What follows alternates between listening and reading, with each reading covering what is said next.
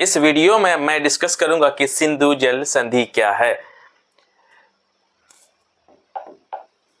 सिंधु जल संधि के बारे में समझेंगे। सिंधु जल संधि को कहीं कहीं सिंधु जल समझौता के भी नाम से जाना जाता है। तो इसमें सबसे पहले हम लोग समझेंगे कि सिंधु जल संधि क्या है, अगला पृष्ठभूमि, उसके बाद सिंधु नदी प्रणाली, नेक्स्ट मुख्य प्रावधान मेन प्रोविजन इसका समझेंगे, संधि की मुख्य बातें, उसके बाद ऐसे करके ये चलेगा, वित्तीय प्रावधान, विवाद समाधान प्रक्रिया, संधि का महत्व, लास्ट में सिंधु जल संधि का निलंबन, अभी जो सस्पेंशन या फिर इसे सस्पेंड कर दिया गया है गवर्नमेंट ऑफ इंडिया के द्वारा, तो उसका महत्व को समझेंगे। सबसे पहले इसलिए मैंने ये सब बताया कि ताकि कि हर एक पॉइंट से याद रहेगा, ताकि आप हर एक चीजों को बहुत बारीकी से समझ पाएंगे, क्योंकि अभी यह मुद्दा बहुत ही अभी चर्चा में है। क्योंकि जम्मू कश्मीर के पहलगाम में आतंकवादी हमले में हमारे देश के निर्दोष नागरिक लगभग 27 लोगों की इसमें मृत्यु हो गई। उसके बाद जो है हमारे देश की जो गवर्नमेंट है, इस जो संधि को निलंबन सस्पेंड कर दिया गया है, कैंसिल या फिर रद्द नहीं किया है। अल्लाह समझते हैं। सबसे पहला इसमें पॉइंट ये रहेगा कि सिंधु जल संधि क्या है, ये समझेंगे। सिंधु जल संधि क्या है, what is Indus water treaty. तो ये है कि सिंधु जल संधि जो है, इसे IWT भी बोलते हैं, 1960 में भारत और पाकिस्तान के बीच में हस्ताक्षरित एक जल बंटवारे का, मतलब पानी का जो बंटवारा है, नदियों का पानी का बंटवारा का ही एक समझौता है, जिसकी मध्यस्थता या फिर इसका मीडिएटर जो था वो वर्ल्ड बैंक द्वारा किया गया था। और इसमें कि ऐसा क्या कारण था कि दोनों देशों के बीच में यहाँ पर पानी की जो है या जल की जो है बंटवारा किया गया था। हमेशा से पानी की या जल की हर देश को वहाँ के खास करके सिंचाई को या फिर घरेलू उपयोग के लिए हमेशा से एक इसका डिमांड रहा है। तो ये पानी को लेकर के ही दोनों देशों के बीच में ये समझौता हुआ था। इसका कारण क्यों ऐसा किया गया था कि 1947 में भारत पाकिस्तान विभाजन के बाद सिंधु नदी प्रणाली जो इंडस जो रिवर सिस्टम है पर अधिकार को लेकर के दोनों देशों के बीच में विवाद हो गया। कुल मिलाकर बात यहां पर यह है कि आजादी के बाद हमारे देश जो भारत और पाकिस्तान बनने के बाद सिंधु नदी प्रणाली में जो इसकी 5 सहायक नदियां हैं, उनको अधिकार, उन नदियों पर अधिकार को लेकर के दोनों देशों के बीच में कई सारे विवाद हो गया। इन्हीं विवादों के निपटाने के लिए पाकिस्तान की सिंचाई व्यवस्था पूरी तरह इन्हीं नदियों पर निर्भर थी जो भारत से होकर बहती है, इसलिए इसे अस्थायी समाधान के लिए यह संधि की गई। मतलब इतने विवाद होने के बाद फाइनली यह डिसाइड किया गया कि नहीं, दोनों देशों के बीच में इस विवाद को, पानी को लेकर के जो विवाद है उसका समाधान किया जाएगा, तभी सिंधु जल संधि किया गया। अगर समझते, सबसे पहले इसमें बैकग्राउंड को समझते हैं कि इसमें पृष्ठभूमि क्या है। हस्ताक्षरित जो किया गया था, जब यह साइन जो हुआ था 19 सितंबर 1960 को किया गया था।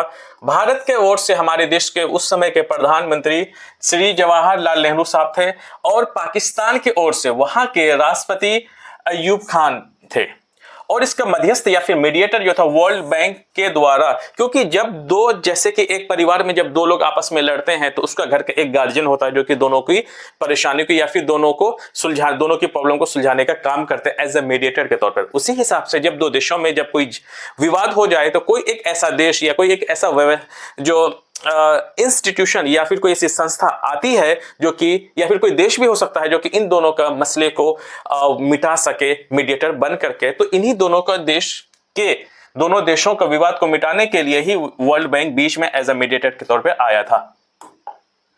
अब समझते पूरा जरा इस मैप को समझते कि देखिए, ये हमारे देश के जम्मू कश्मीर है, और यहां से ये वाला जो हिस्सा ये चाइना का है, यहां से ये वाला जो हिस्सा ये सिंधु नदी बहती है। यहां पर देखिए झेलम, चेनाब, रावी, बियास, सतलज, ये कहीं ना कहीं ये 6 के 6 नदियां भारत से होकर के गुजरती है। तो इसीलिए जब ये भारत से गुजरती, क्योंकि देखिए नदियां ये कोई इंसान का बनाया हुआ नहीं है, ये जो शरहदें जो इंसानों ने बनाया है नेचुरल तौर पर, ये कुछ चीजें हैं ही नहीं, यह प्राकृतिक चीजें हैं जो अपने हिसाब से ये बहती है। तो यह चाइना से होकर के इस हिसाब से बह रही है। तो यहां पर ये जो नदियां हैं, यही नदियां जो है पाकिस्तान में बहती है। पाकिस्तान का लगभग ये वाला हिस्सा, यहाँ की जो खेती होती है, लगभग यहाँ इस खेती का 80% जो पानी है इन्हीं 6 नदियों से मिलती है। अब समझते हैं सिंधु नदी प्रणाली में, यहां देखेंगे हम लोग की 6 मेन नदियां हैं। सबसे मेन नदी इनकी जो है वो सिंधु नदी है, और ये 5 इसकी सहायक नदियां हैं। पहले देखें यहां पर पश्चिमी नदियों में पाकिस्तान को दी गई, पश्चिम का हिस्सा अगर देखा जाए तो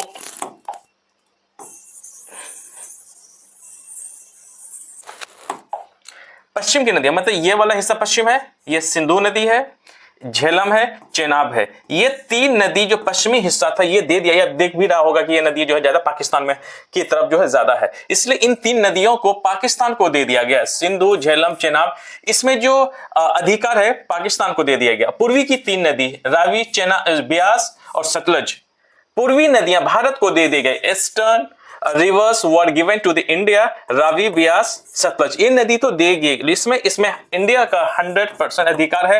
ये हालांकि ऑफिशियली तो दे दिया पाकिस्तान को, लेकिन पूर्ण रूप से नहीं दिया गया था, उसका कारण है कुछ। अब आगे का पॉइंट को समझते हैं। आगे में यहां पर यह है कि मुख्य प्रावधान, मेन प्रोविजंस इसमें क्या क्या है। सबसे पहले इसमें है संधि की मुख्य बातें। इनमें मुख्य बातें सबसे पहला यहां पर यह है जल का बंटवारा, वाटर शेयरिंग, कि भारत को पूर्वी नदियों पर पूर्ण अधिकार तो हो गया, परंतु जो पाकिस्तान को पश्चिमी नदियों पर पूर्ण अधिकार तो हो गया, फिर भी भारत का कुछ हिस्सा पश्चिमी नदियों में था। क्योंकि मैंने मैप में मैंने समझा दिया, इसलिए क्योंकि ये सारी जो नदियां पश्चिम की नदी, ये वाली सिंधु, झेलम और चेनाब, फिर भारत से होकर के गुजरने के बाद इसमें से कुछ पावर देने के बाद पाकिस्तान को 100% सौंपने के बावजूद भी हमारा कुछ इसमें हिस्सा था। समझते हैं भारत की सीमित उपयोगिता पश्चिमी नदियों पर, मतलब जो पश्चिमी जो तीन नदियां तो उसमें भी कुछ इंडिया को लिमिटेड ही उस पानी का यूज कर सकता है। पहले कि भारत के इन नदियों का उपयोग कर सकता है। उपयोग कैसे करेगा कि घरेलू जरूरत के लिए, हाउस घर के कुछ जरूरत का जो पानी है वो इस्तेमाल कर सकते हैं। अगला है सिंचाई के लिए पश्चिमी नदियों पर। याद रखना है कि पूर्वी नदियों पर भारत का तो 100% है, ये है पश्चिमी नदियां जो कि हमने पाकिस्तान को दे दिया, उसके बावजूद भी पश्चिम नदियों पर हमारा कुछ इसमें हक है। सी में run of the river, hydro power plant, मतलब यहां पर हाइड्रो पावर प्लांट करके बिजली की पैदा कर सकता है। एक छोटा मोटा डैम बना करके बड़ा प्रोजेक्ट यहां पे नहीं कर सकते। यही तीनों का सिर्फ इजाजत था। यानी जल संग्रह या पानी को इकट्ठा या मोड़ नहीं सकते, केवल प्रवाह से बिजली उत्पादन कर सकता है कि यहां पर आप टरबाइन लगा दो जिसके वजह से बिजली पैदा कर सकते हो। इतना ही हम इन नदियों का कर सकते हैं। जो तीन नदियां था उसमें से 80% पानी पाकिस्तान यूज करेगा, बचा हुआ 20% पानी हिंदुस्तान यूज करेगा।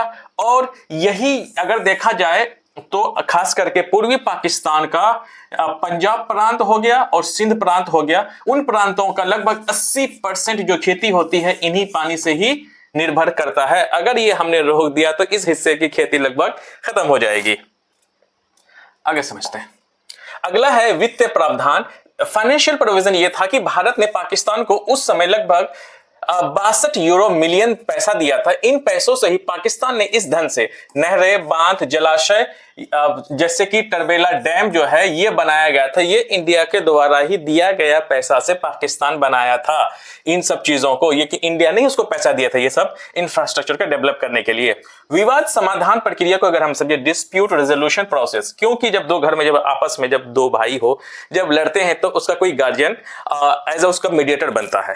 अगर वहां तो मामला तो खत्म हो जाता, हो सकता है कि फिर कभी आगे कोई मामला हो तो ऐसे मामलों का रेजोल्यूशन या फिर उसका प्रावधान क्या होगा उसके लिए कुछ बातें रखी गई कि अगर दोनों देश के बीच में अगर कोई बात हो जाए, जैसे ये पहलगाम वाला जो आतंकवादी हमला हुआ है उसके ऐसी सिचुएशन अगर फ्यूचर में अगर हो जाता तो फिर क्या इसका डिस्प्यूट का क्या समाधान होगा। उसके लिए क्या 3 चरण बनाए गए थे। 3 चरणों में समाधान था, सॉल्यूशन इन द 3 स्टेप्स। पहला यह था कि अस्थायी सिंधु आयोग बनाया जाएगा, परमानेंट इंडस कमीशन को बनाया जाएगा। दूसरा, तटस्थ विशेषज्ञ विश्व बैंक के माध्यम से, न्यूट्रल एक्सपर्ट से थोड़ा वर्ल्ड बैंक के ऐसे कुछ अधिकारी होंगे जो कि एज अ मीडिएटर और न्यूट्रल होकर के किसी भी पक्षधार के पक्ष में नहीं होकर के न्यूट्रल होकर के इस जो भी परेशानी होगी उसका समाधान को निकाला जाएगा। इसमें भी क्योंकि मीडिएटर कौन बना था, वर्ल्ड बैंक, इसीलिए इसका होना यहां पर जरूरी है समाधान के लिए।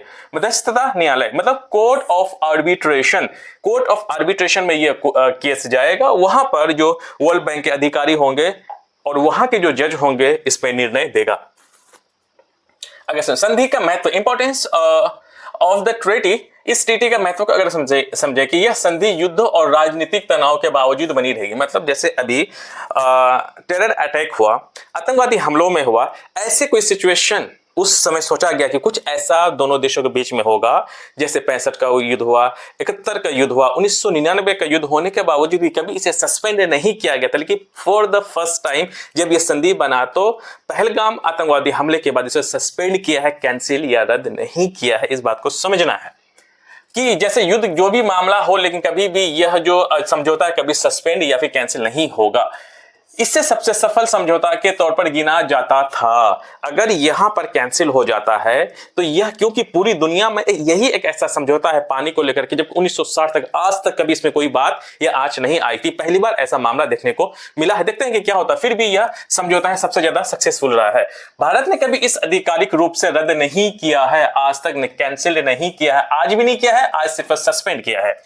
हाल के विवाद और चुनौतियां, रिसेंट कंट्रोवर्सीज एंड चैलेंजेस। सबसे पहले यहां पर यह है कि बगलीहार बांध, किशन गंगा परियोजना जैसे बांधों पर पाकिस्तान को आपत्ति है, क्योंकि मैंने देखा कि ये जो बांध जो है उन नदियों पर बनाया गया है जो कि जिस नदियों पर पाकिस्तान का अधिकार भारत ने दिया था, इसी वजह से। जबकि ये बांध जो बनेगा ये कश्मीर में ही बनेगा, भारत के हिस्से में बनेगा, फिर भी उसको आपत्ति है। खैर उसको रहने दो, उससे कोई दिक्कत नहीं है, हमें जो करना होता है हम तो करते ही हैं।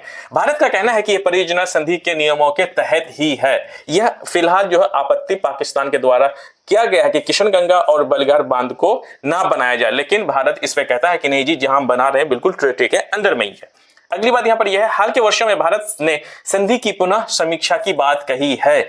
समीक्षा की बात यह कही गई थी कि पहले इस हमले को, ये पहलगाम हमले से पहले ही जनवरी में लगभग ये बात कही गई थी कि इस ट्रीटी को हम लोग तो समीक्षा या फिर सर्वे करेंगे। सिर्फ बात कही गई थी भारत सरकार के द्वारा, लेकिन कोई आधिकारिक बदलाव नहीं किया गया था। लेकिन अब पहलगाम हमले के बाद इसे समीक्षा को अब अच्छे से बदलाव करेगा जरूर, भारत करना भी चाहिए।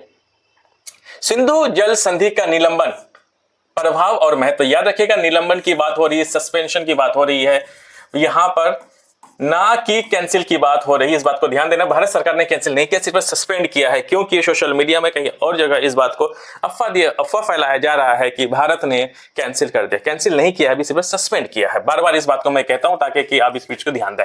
भारत द्वारा इंडस जल संधि को निलंबित करने का जो निर्णय एक महत्वपूर्ण कदम है, क्योंकि इस संधि 1960 से दोनों देशों के बीच जल बंटवारे का आधार रही है। इस संधि के तहत पाकिस्तान को सिंधु, झेलम, जेनाब 3 नदियों का नाम है कि जल पर अधिकार प्राप्त था, जबकि भारत को रावी, ब्यास और सतलुज नदियों पर ही अधिकार था। पाकिस्तान के कृषि के प्रणाली का लगभग 80% जो हिस्सा है इन्हीं नदियों के पानी पर निर्भर करता है अभी भी। इसलिए संधि का निलंबन पाकिस्तान की जल सुरक्षा और कृषि उत्पादन पर गंभीर प्रभाव डाल सकता है, बिल्कुल डाल सकता है। अगर भारत इन पानियों को किसी तरह डाइवर्ट कर ले या फिर उसको पानी का हिस्सा कम दे, तो ऐसी जगह पर पाकिस्तान का जो खेती वाला जो एरिया है बिल्कुल नुकसान पहुंचेगा। चलिए, यहां पर हो गई पूरी बातें कि ये बातें जो थी इसके महत्व को मैंने समझा दिया। और लेकिन हाल ही ये जो वीडियो है मैं यहीं पे समाप्त करता हूं। हर वो पहलू को मैंने समझाने की कोशिश किया जो कि इस संधि को लेकर की बातें थी, वो मैंने आपको बता दिया। जय हिंद।